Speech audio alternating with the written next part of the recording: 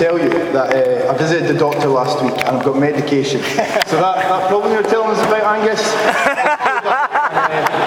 So I swear to tell the whole truth and nothing but the truth. Right.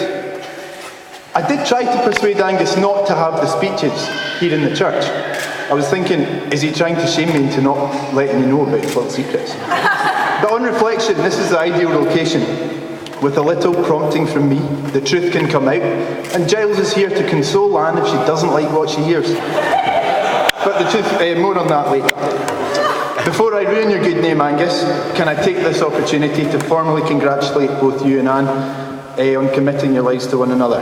I know how much work you both put into today, and so far so good. Anne, you're looking fantastic. I'm really impressed with how much effort you put in.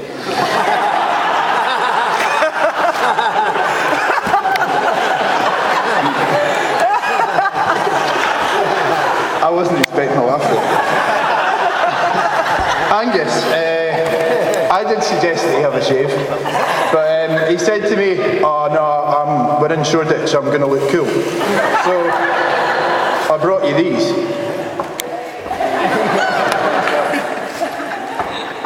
Right. There was a time a few years ago, before he met Anne, I hasten to add, that Angus said to me, oh, I don't think I'll ever get married. When I asked why, he claimed he would never find a woman capable of putting up with his moods. To which I couldn't agree more. So best of luck, Anne. On behalf of Ruth, Anne's bridesmaid today, I'd like to thank Angus for his kind words. And I have to say, you're looking great. You've done a super job, not least in getting Anne to the church on time, which is no mean feat, as I hear she put up a bit of a struggle. But it's remarkable what you can get someone to do when you show them an electric cattle prod and give them 23 bottles of Bacardi Breezer.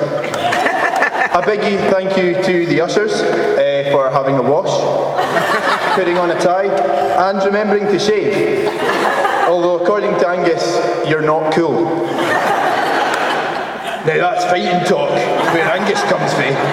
But please refrain from giving him a kick in until after all the photos have been taken. Thank you.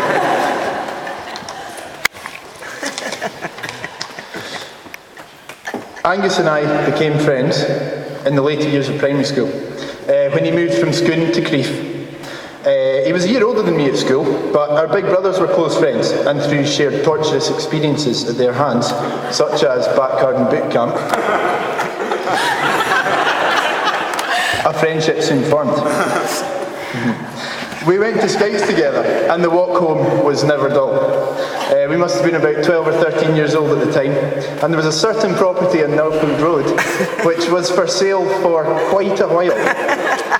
Perhaps this is because every Friday night at about 9:20 p.m, as we walked home, Angus and I would sneak into the garden, grab the for sale sign, wrench it out the ground, and shout, "Scupper!" as we legged it up the road. Angus, can you remember your Scout promise? Let me remind you.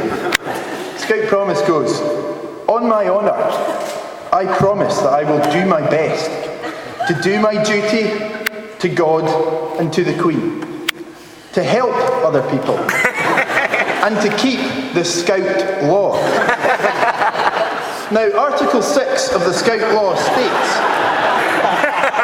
a Scout makes good use of time and is careful of possessions and property. I just hope you're going to take your wedding vows more seriously than your scouting.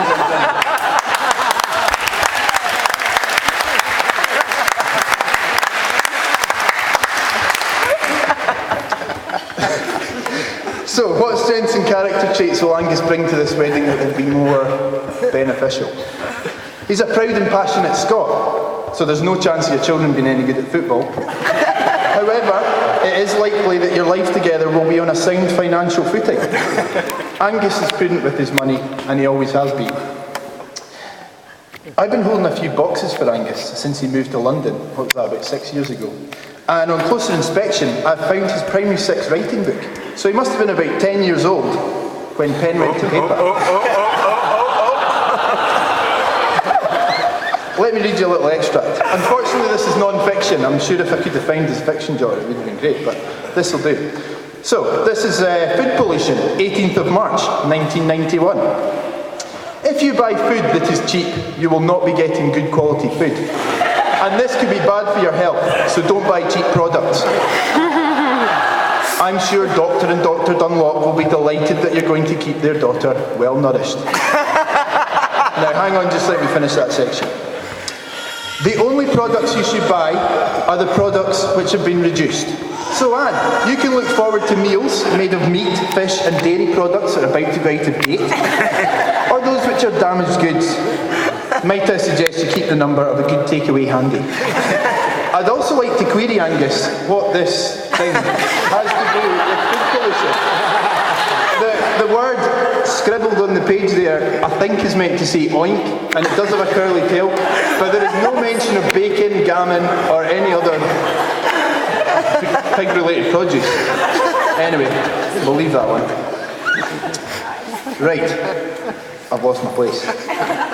Angus is actually quite a skilled try that again. Angus is actually quite a skilled cook.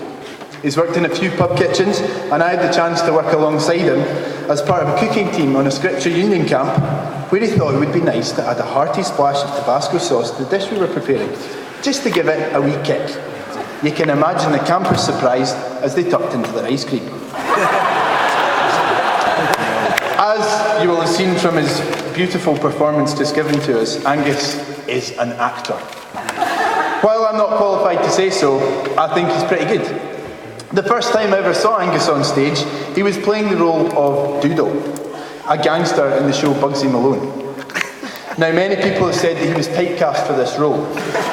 For those of you who are unfamiliar with the character, Doodle is a clumsy, goofy idiot. Now, why would people make this suggestion of Angus? Well, I recall the great occasion when the Chief Scout of Britain decided to visit us at a weekend camp in Scone. He was due to visit on the Saturday afternoon. Angus, though, had a prior commitment, so he packed his athletics kit and headed off from the camp to Sports Day to take part in the final of the hurdles. He used to be quite pacey. On his return later that night, I was eager to hear how he got on.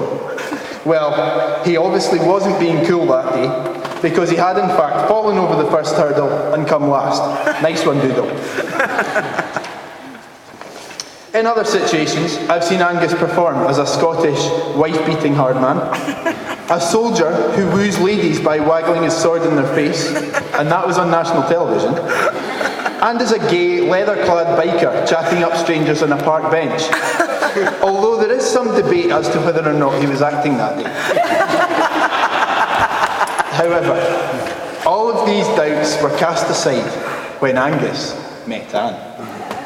Angus has always kept his cards close to his chest when it comes to personal issues, especially those involving the opposite sex. So when he started suggesting that I should come down to visit to meet Anne, I was thinking, there must be something special we're bringing here. Especially since he calls her Mop Top all the time, and she doesn't seem to mind. It must be love.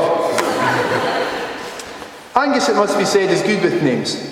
And as you've heard, his middle name is Torquil, which he has on occasion had a slight slagging for. And yet the name by which he is most commonly known, as Graham revealed, is Pumper. In France he is called Monsieur Le Pump. But closer to home, it is simply Pumper. Despite the fact that you have become married and you're moving into an exciting new chapter of your life, calling you Angus will always feel foreign to me. So you will remain what you always have been, a loyal and generous friend, randomly called Pumper. So Pumper, Mop Top, I hope that the happiness just won't stop. As Anne and Angus King go hand in hand through married life. For the musical version of that tune, please visit youtube.com and search Pumper's Stag Weekend. You'll be glad to hear I'm finished. The last thing that I have to do is to read out a couple of messages. This first one's come a long way from Australia. It says, "Dear Pumper, congratulations on the wedding news. That's fantastic.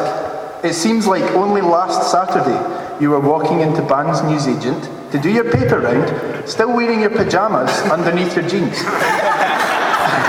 Amazing how time flies. Your brother told me you'd been seeing someone from Northern Ireland. I can't remember his name, but they're good folks over there, and clearly not quite as conservative as I had imagined. Anyhow, as you know, I'm living in Australia at the moment, so get back to me ASAP regarding the wedding date. This is one I don't want to miss. I've got cash borrowed from my mate Bruce, so the sooner I book my flight, the better. It's going to be great. See you soon, James. Oh dear. And another, dear Angus and Anne, so sorry we couldn't attend your big day. Wishing you a wonderful life together, filled with love, companionship and laughter. Best wishes always, from Paul and Geraldine Darragh. P.S. It's safe to visit Scotland again, Angus. The police have given up searching for you. And on that note, I'd like to propose a toast.